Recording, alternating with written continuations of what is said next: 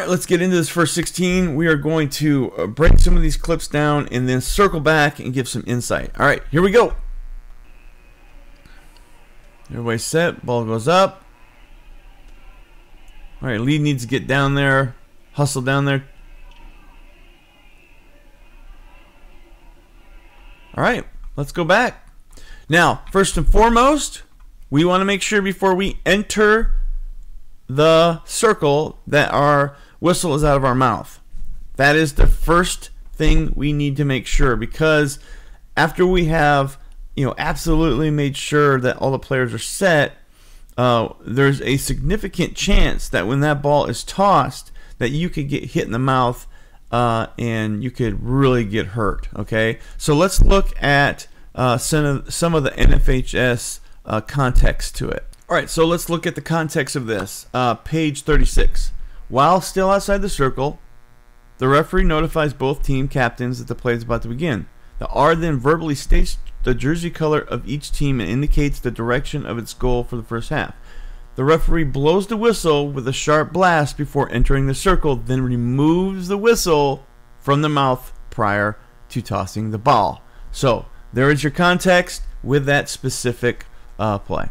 All right, let's continue on the second portion here.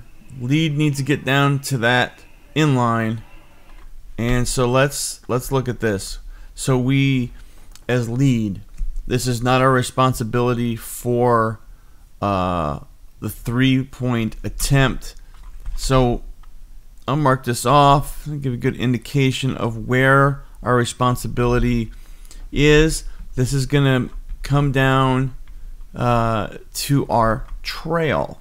Okay, so with this competitive matchup right here, we are going to make sure that we give this 3-point attempt to our trail.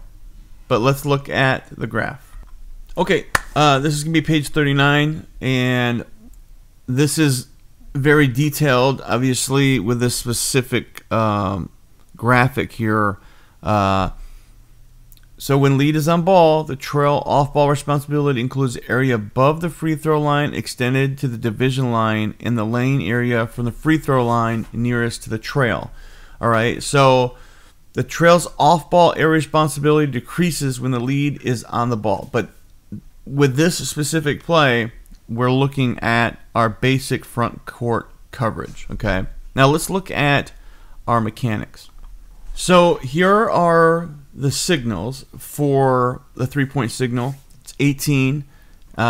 We can see it right here, and it very explains it very detailed, making sure that 3 is out and then the hands go up. It's not going to be this. It's going to be this. All right. So that's page 20. All right. Let's move on. All right. Let's move on to the next clip. Roll the tape. Ball comes up, going to the middle, and it looks like a player control. All right, so let's see where we are on the court. All right, we want to make sure. I know this is a very physical portion of this play, but we got to do our best to get down so that we can see this play develop. Majority of the time, the 28 and working the arc is going to be just fine.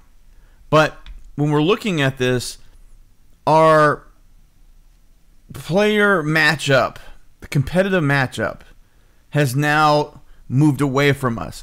So if it moves away from us, we still want to be engaged. Okay? This is a very physical portion of the game.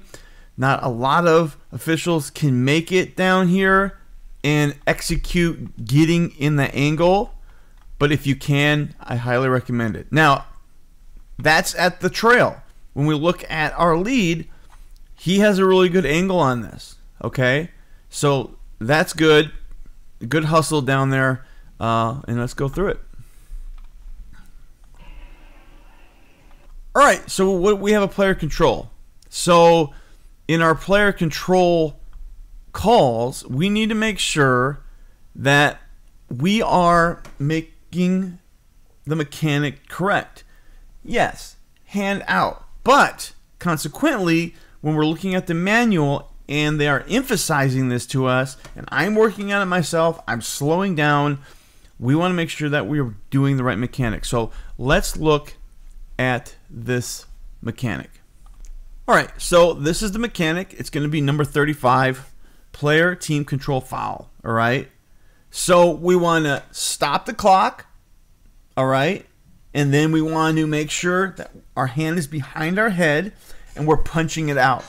Nice and controlled, not too fast, but just enough to make sure that we have indicated what is happening. The most important part, I believe, of this is making sure that when you're raising your hand strong and punching, is that I often step in to make sure that while I'm in this position, that I'm looking at the number, so that when I go to the board, I can make sure that I give them the right number. So that is really a huge part of this clip. Okay, so before we move on, I want to clear something up. I had a conversation with another varsity official that I specifically encouraged to do a specific way because of our association. Other associations may dictate a different way of rotating, specifically on player control or just general switches. So when we're looking at this particular play and adjudication, our foul region where we would do a non-switch puts us in this area to report, to stop, report. Okay, so let's clear that up. However, if we were to look at the book, we would see something different. Okay, so in this particular graph here, we have switching, no fouls. All right, and we have the lead has a whistle, rebounding foul in the lane that will not result in free throws. The ball will be inbounded and moved down the court. Although it's considered a long switch situation, the lead and trail will switch positions. The lead will move into a reporting area, report the foul, then proceed down the court to become the new lead. The trail will move to the new trail position and the inbound ball for the ensuing throw-in. So now let's even look at a specific graph, a moving graph that will give you a better idea.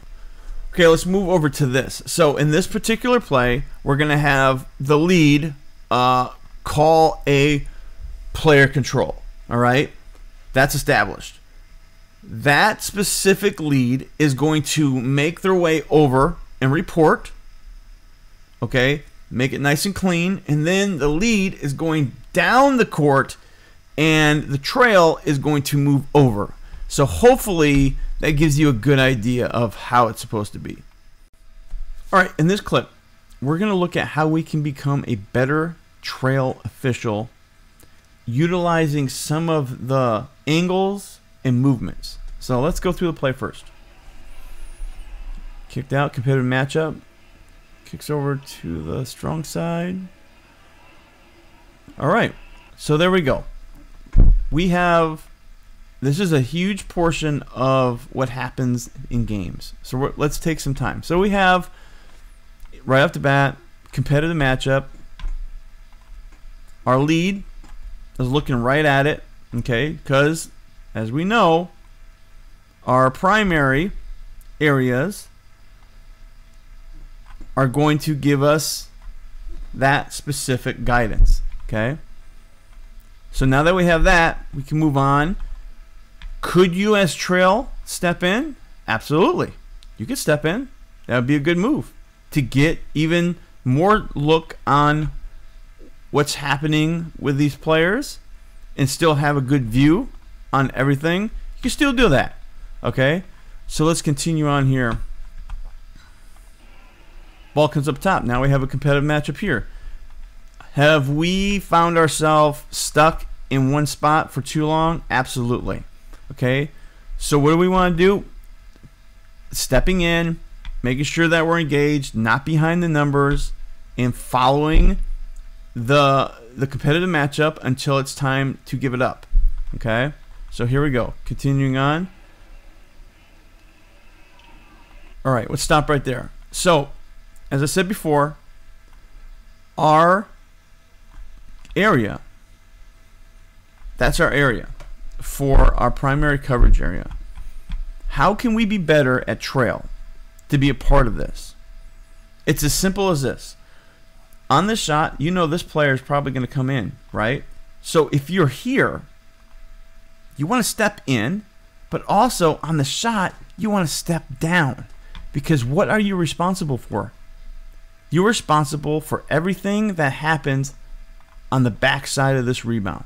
Because we have a good look on our lead, who's working that lead strong, we need to be a part of this play. So again, being active in this play, stepping in and then stepping down. This player is going to come in and being active for your responsibility for what's happening in this part of the play.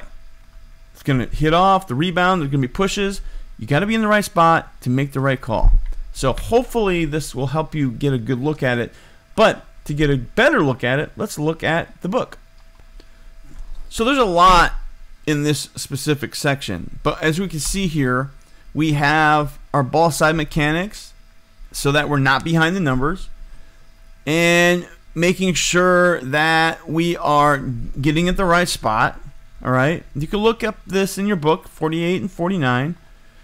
Okay, so movement toward the sideline. We want to get a good look at trail, so we see what is going on in this area. Okay, so better movement.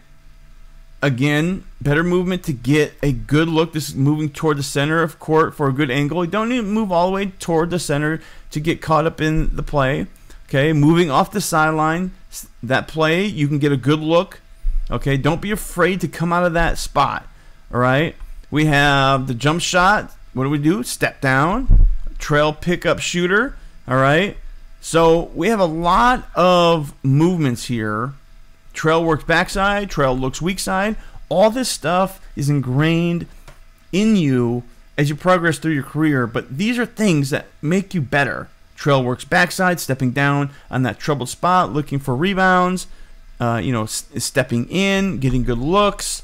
Okay, so consider those factors in this. It's not just words. These are specific things that we need to do at trail and also at lead, working your angles, making sure you're at the right spot, engaging with a position that gives you a good look at the play that's happening. All right, hopefully that helps. All right, in this particular clip, this portion really sums up a lot of what has occurred in the first half, specifically with fouls and the mechanics on reporting. So let's just go over this and get it out of the way, and hopefully we can take this really important part and put it into use. All right. Okay, we have the official called a block. All right, most importantly, let's focus on how we are calling this. Strong hand up, block. Okay, we're going to point on where we want the ball to be taken out. Okay, then we are going to make our way to report. Green, 34. Block. Sideline. Okay, so get in your mind that this little specific portion in the book should ring in your mind every time this foul happens. Officials switch positions on all non-shooting fouls, regardless of backcourt or frontcourt. So let's get that in our mind, right? Understand that real important, simple principle. All right, so let's move on here. Continuing on. how our report matters. How our disposition, our articulation matters. All right, let's move on. Okay. I think that's a great call. Right there. So we have a foul. That's an easy call. That's a good call. A good angle. All right. Now let's improve it by demonstrating the mechanic. That's not a mechanic. Up. Whistle and up. Hit. Getting the number. And most importantly, we are not going to walk through players. If you've been around me any amount of time, you know that we hustle around players. We want to keep them in our view. Sometimes we don't really know what's going on. Sometimes we miss things that are being said. Okay? So you're going to walk through a good hustle, make sure we're walking around. But I want to finish with this part right here. Okay, right there. Boys and girls, I really need, so we don't need to be running into players.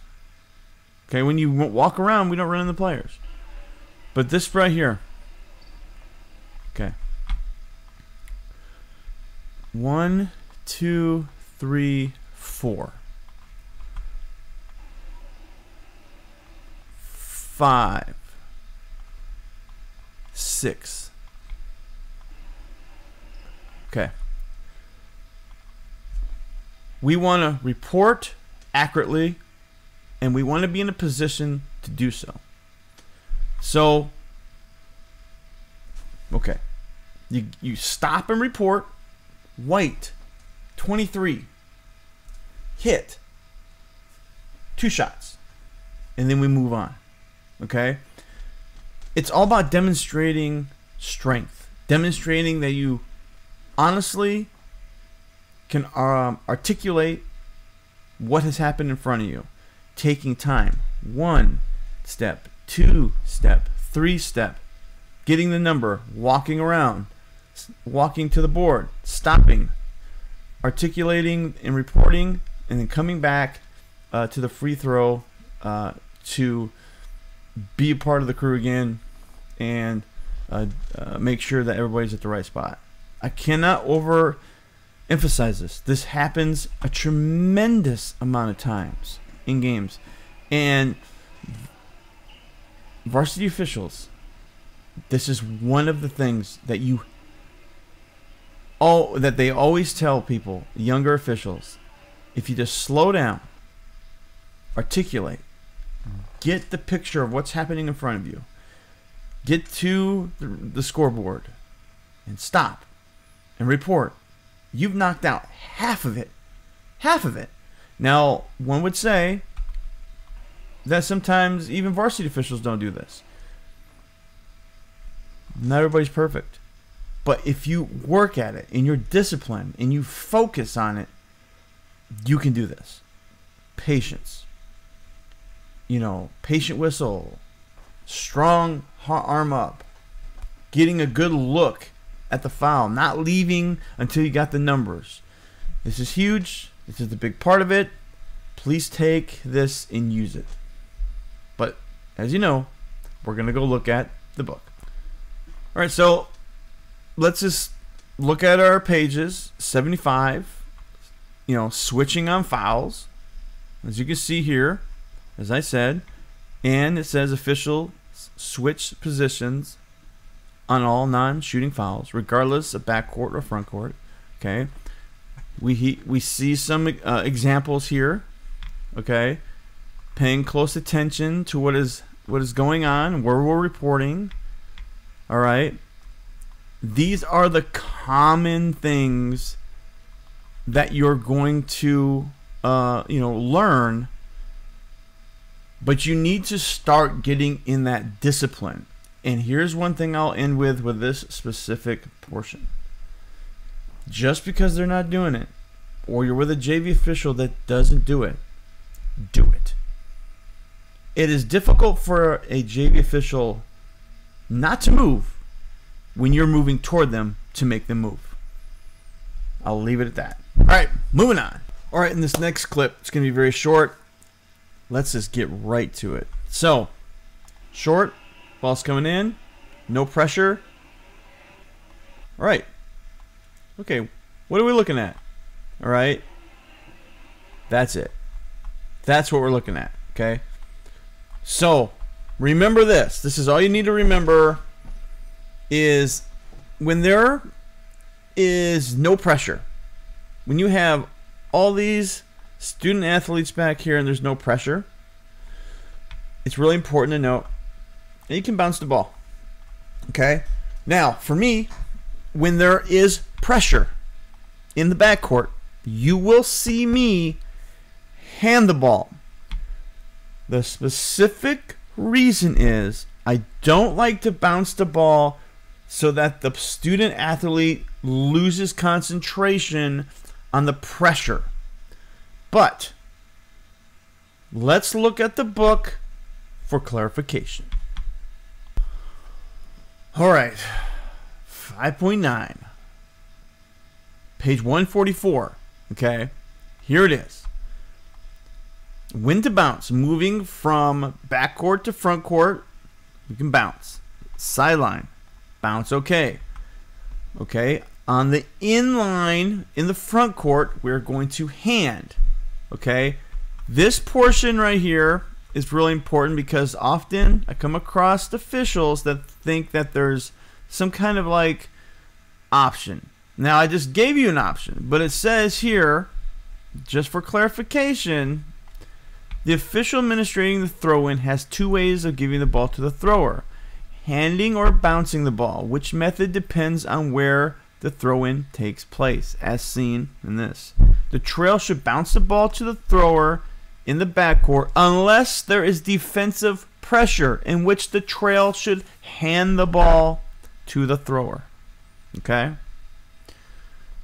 This right here, I can't even say it in the words properly sometimes. This is the biggest thing I see when it has to do when the ball is coming in play. People that are handing the ball on the sideline and bouncing it at the wrong time. There are a few varsity officials that pay attention to this. So get it right. Understand page 144, 5.9 throw-ins, and deliberately do it right, because it's one of the easiest things to do right. All right, that's it. Moving on. All right, let's go through 3 different clips here and double down on some things, okay? So, roll it. Goes to the hole, gets fouled. Okay. So, I just want to make it clear that the first part of this, it's better than this.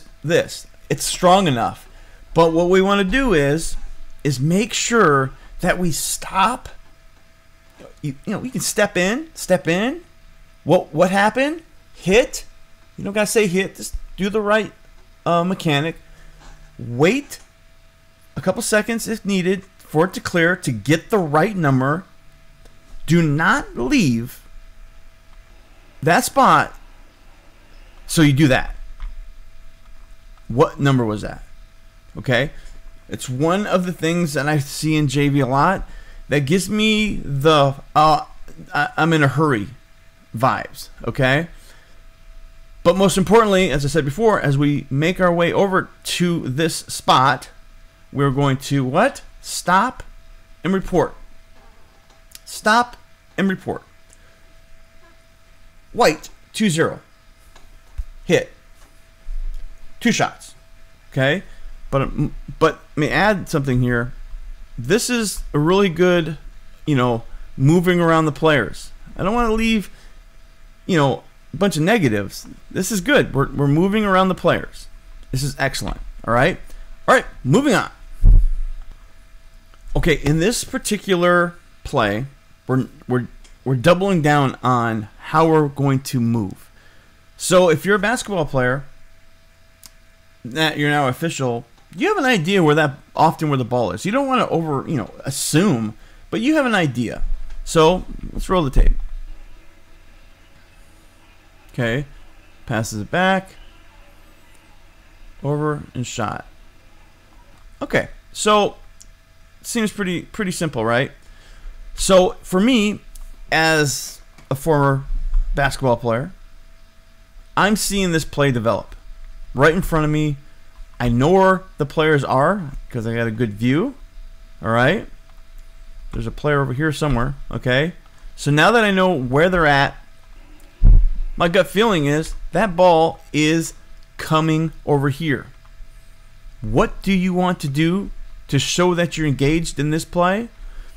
One, you could easily just step down to get a good look. Or if you really feel like you can't get that step down, then step up. One way or another, you want to make sure that you're not behind the numbers. So if you go to the right, you got a good look, right? Because you're going to be looking from this spot. Or if you come from this spot over here, you still have a good look. But pick and choose, but make the move, okay? All right, moving on. Now that ball is going to go to which would be the weak side, the strong side for lead. Now lead is paying close attention to what's going on here, and obviously we have 1, 2, 3, 4 players and very little on this backside. Okay, but again, I want to double down and say that when this ball goes up, you are engaged.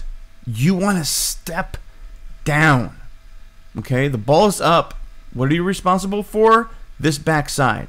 The competitive matchups that are going to occur in this area. So be active.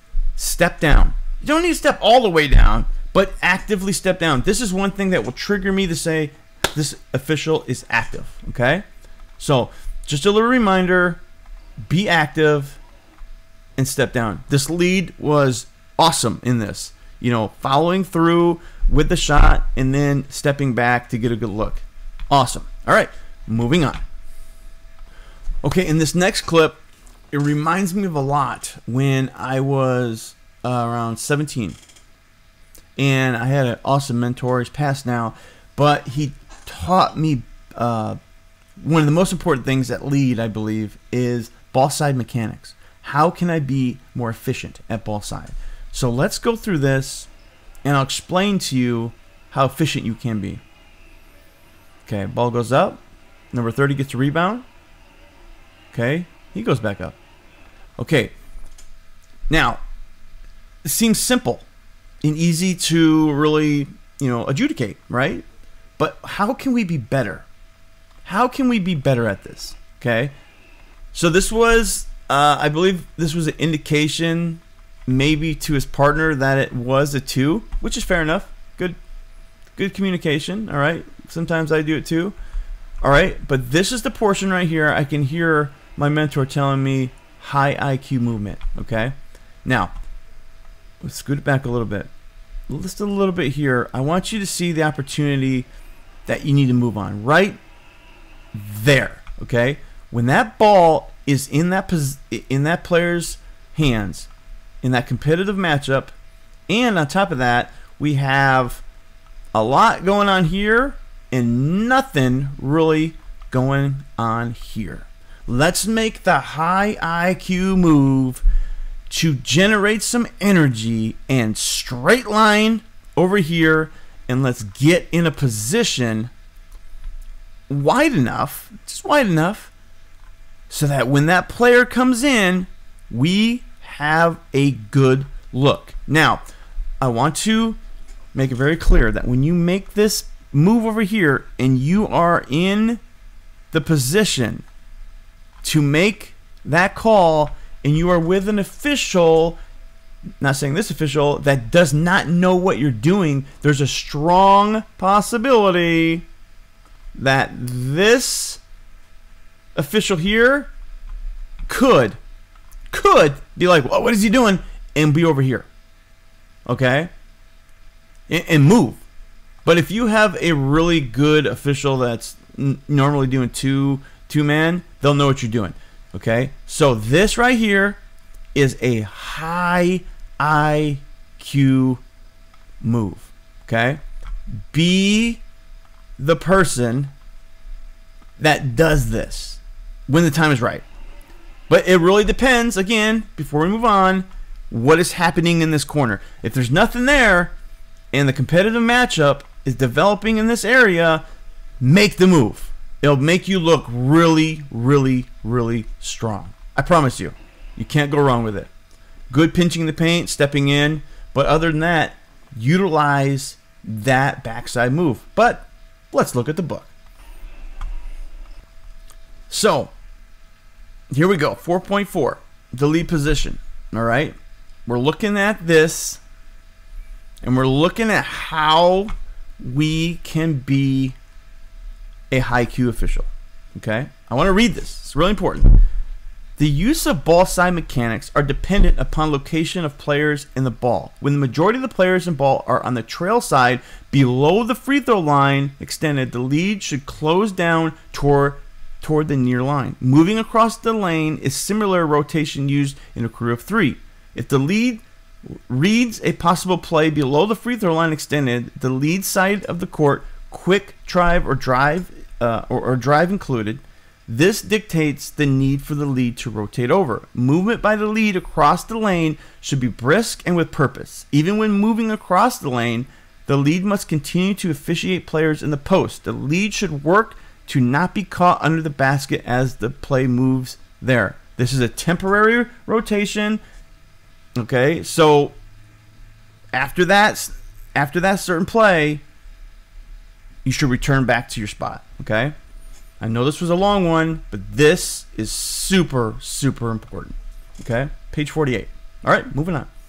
All right, in this next clip, I want to talk about our lead position, but also understanding the responsibility of a defender coming into an offensive shooter and staying with the play and how important it is. All right, roll the tape. Shot goes up. All right, let's rewind that real quick. Okay, so we have a good look here on the play. I believe the angle is appropriate. Probably could have been in a little bit, but still, I believe it's still a really good look. Okay, now it's a competitive matchup, right? Shooter in the air, defense closing down. We got to make a decision here, because what is the rule? A player that goes up must be able to come down where they shot. Now, we need to be aware that some players kick out. Is this player kicking out? Do we see this often in the NBA? Absolutely. But we're not in the NBA. So let's look at this as it goes through. This player landed, I believe, where the shooter started, and legitimately think that the defense wasn't really underneath the player, but technically speaking, the shooter, his feet were out. So his feet are coming down, and there is a player underneath. So let's rewatch it again. Okay, so shot goes up, and then we have number 5 again in a defensive box out, but consequently boxing out with his body, pushing the player back, and getting under the feet. So, you know, this may be one of those plays where you want to be for certain that the player really did you know, jeopardize an ankle sprain, as you can see. Are you, as an official, going to stay with this? Absolutely, because your trail has the shot. He will tell you if it goes in. So you want to stick with this competitive matchup. And I guess I'll end with this is I'm probably calling a foul. Okay? I'm not comfortable with how the defense came at him and got underneath him and, you know, put him in a the legal guarding position was not established. And so it demonstrated to me that this would be a 3-point play, a foul. So this is all about angles, but also understanding the dynamics of a closeout. All right, moving on. Okay, it's important to show things that are good. All right, so competitive matchup comes across. Do we have enough time and distance for this player that is setting the screen for the defense to make an appropriate move? We can question that later. So let's move on here. Now, let's look at our trail. I like this movement. This is active engagement. Getting at the right spot. Probably could have moved down, but still able to get a good look at this play. And so that is good movement. Regardless of what's happening here, that was good movement. All right, moving on. All right, in this next clip, really simple. When the ball goes out of bounds, let's make sure that we're on the spot that it went out of bounds on. Okay, so let's be really clear about that. So the ball in this particular play went out of bounds here. Okay, so let's do the discipline thing. Just move on over.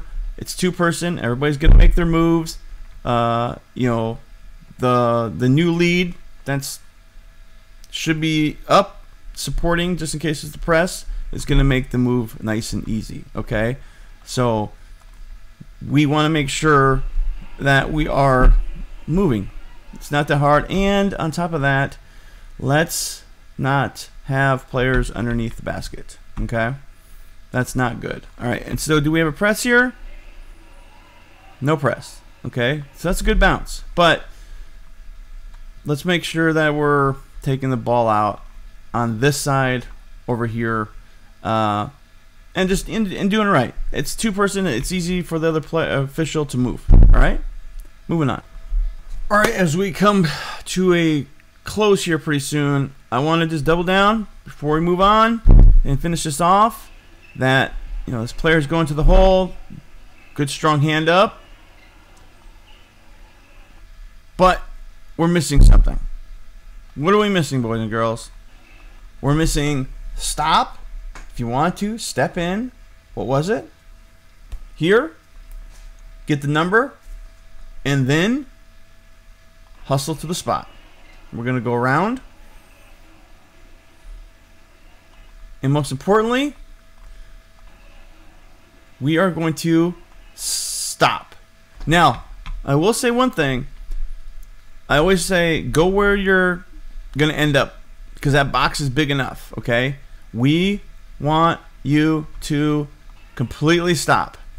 Don't get too close to the board. Stop. Okay? White, 20. Hit. 2 shots.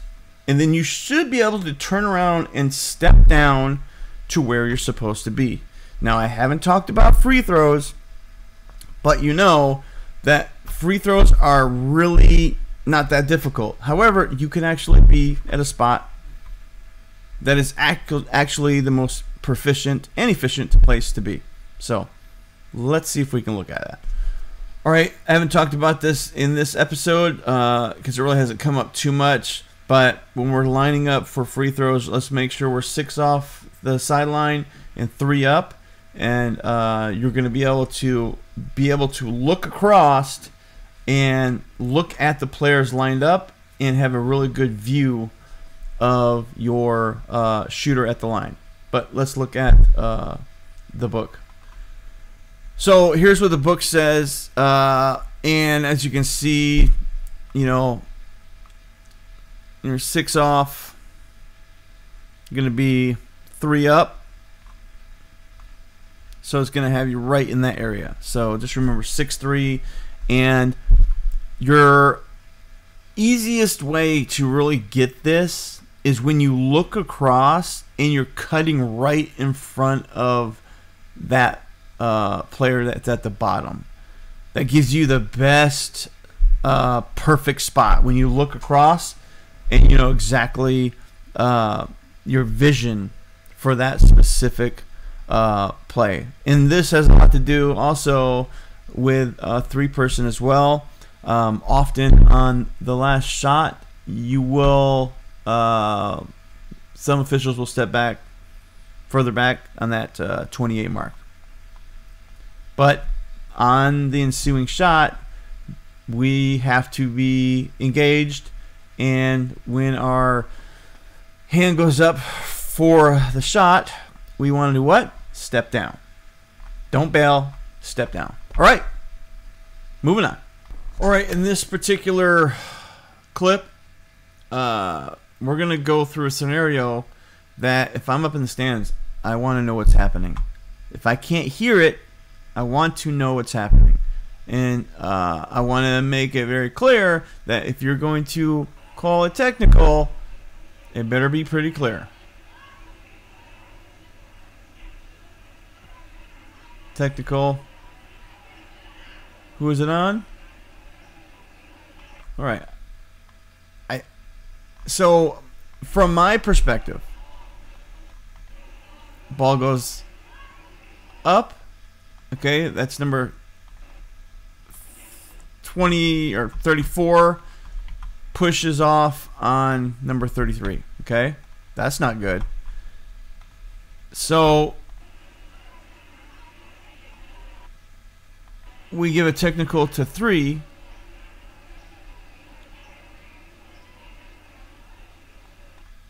Because my gut feeling is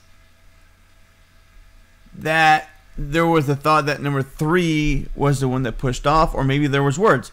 But when we're giving this particular articulation to the board, we need to know how to stand in front of the board, unsportsmanlike conduct, number 3, say it, announce it, articulate it, because that's a really important part in the game.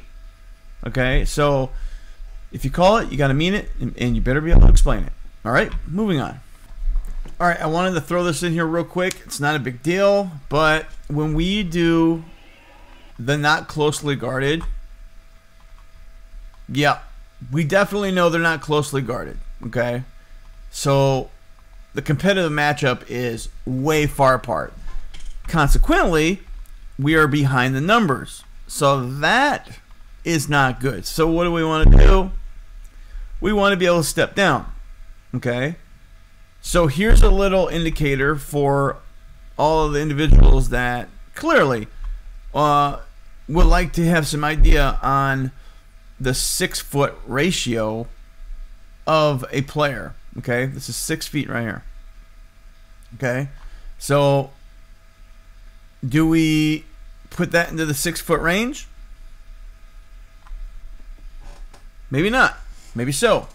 But you are better off making a move down to get a good look on it. Okay? So if you're going to make that specific signal, make sure you step down, make sure that you see the distance, you know, properly, you know, toe to toe. Okay, just don't do it randomly. I see a lot of people that, you know, JV officials, they do this because I see other officials do it. Do it when it's needed. Okay, just don't do it randomly, and understand that distance. All right, let's move on. We're almost done. All right, well, we have made it through the first half of the game, and a lot of information. You want to step down on that. He's driving to the hole. And listen, a lot of times when we are watching ourselves on film, we are really getting a true look at what we're doing right and what we're doing wrong. However, we have to have our book knowledge. Sometimes we can see it and we can say, I don't know what we're looking at. Like, for instance, when we mark, we want to mark on the backside. I didn't even really go into that.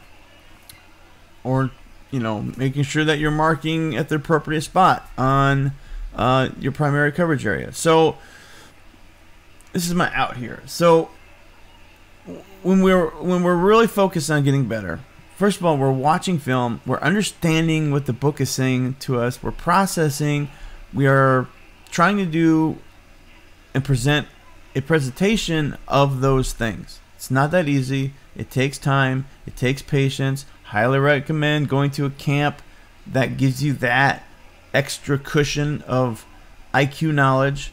But I'll finish with this. This is all about you wanting to do it.